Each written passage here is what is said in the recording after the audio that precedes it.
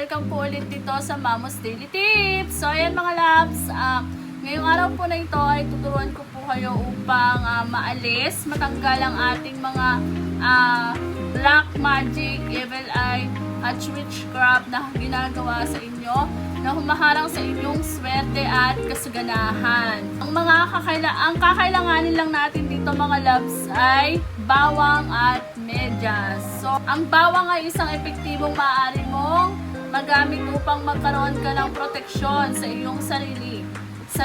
Ilagay lamang ang isang piraso ng bawang sa iyong medyas. So, ilalagay na natin loves ang isang piraso ng bawang. Ayan. So, ayan mga loves, nakapaglagay na tayo ng isang piraso ng bawang dito sa medyas. So, ito ay isusuot nyo sa pagtulog ninyo mga loves. Maaari mo itong gawin araw-araw hanggang sa maramdaman mo na magaan na ang iyong pakiramdam. So, ayan mga loves, kung nakita nyo, naglagay na po ako ng isang piraso ng bawang dito sa medyas. At isusuot nyo po yung medyas na may bawang gabi-gabi bago kayo matulog mga loves. So, ayan po, sana'y nakatulong po ito sa inyo.